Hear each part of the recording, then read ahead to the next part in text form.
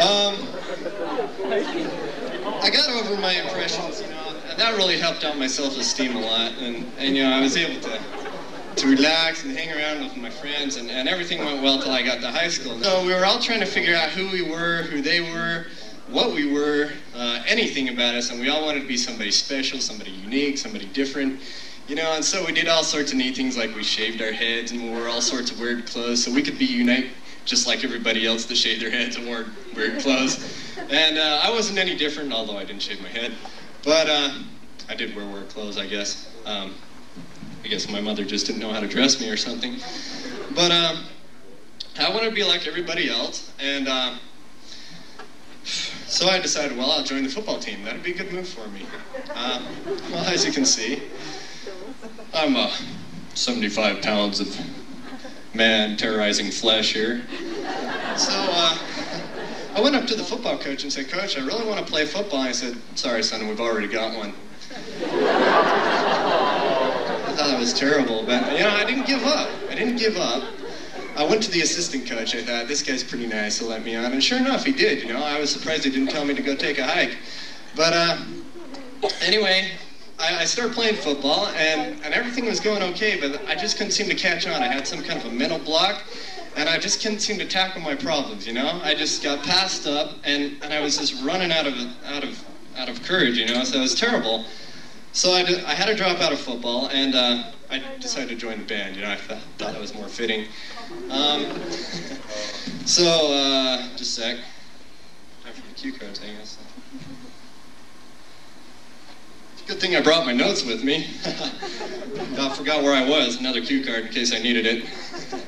No, I joined the band, and everything went well. I practiced a lot for good measure, and the idea fell flat among my friends, but I was pretty sharp, and I stuck in there for at least a quarter of the time, and didn't ever rest, but I had to give it up because I got a staph infection.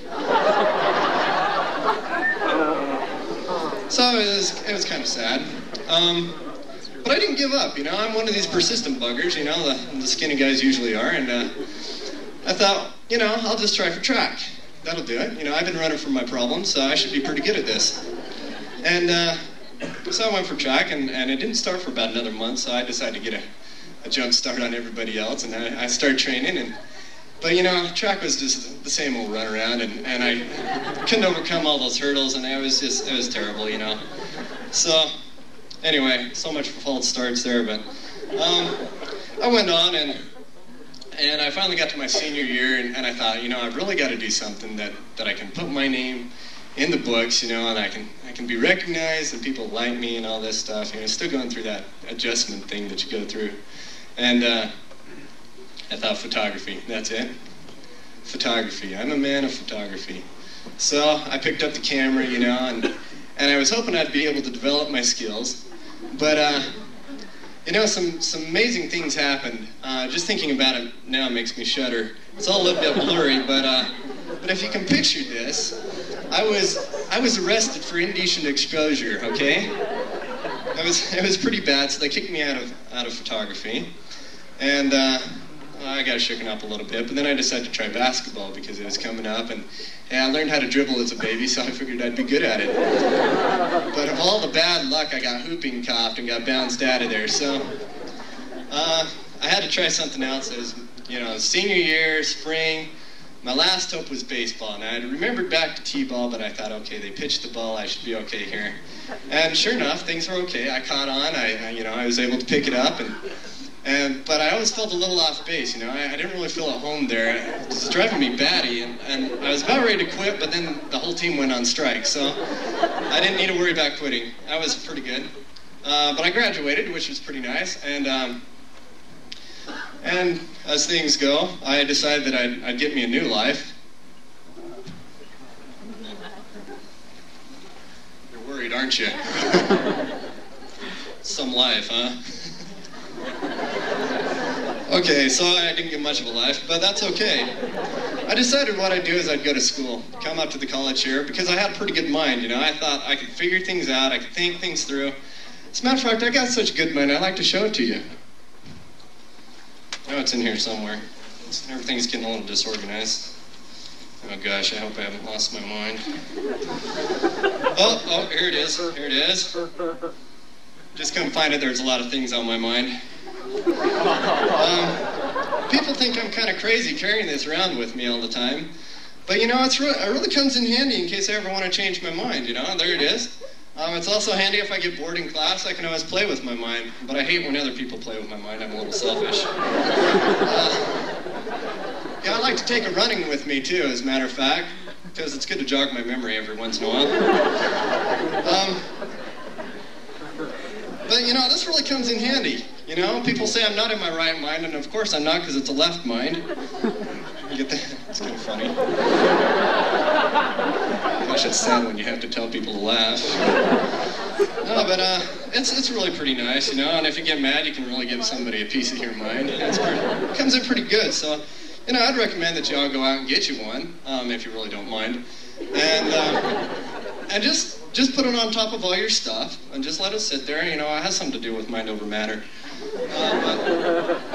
But anyway, keep it around. That's pretty good. So I came up to school, and I didn't know what I wanted to do.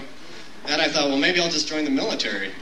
And that seemed like a good idea. So of course, I got a general education. And along with these general requirements, I took a class they call, well, way back then, they called it social problems and diseases, you know? I think they call it human sexuality now. I guess there's no problems with it now.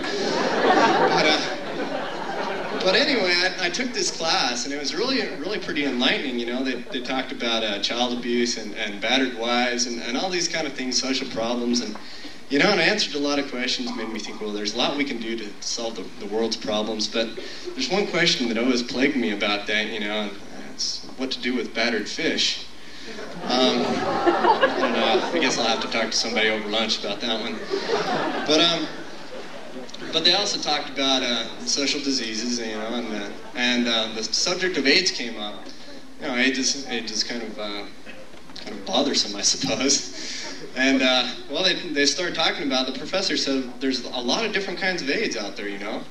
Different people are prone to get different types of AIDS. And that, I just never knew that, you know. It had me kind of funny. And he says, yeah, as a matter of fact, you know, people that don't live in the United States will tend to get foreign AIDS. People that watch a lot of TV will get visual aids, and people that are around a lot of noise get hearing aids all the time. And I started thinking about it, and I realized there was even more than we can imagine, you know. Used car salesmen get lemonades. People that are really punchy get Kool-Aids, you know.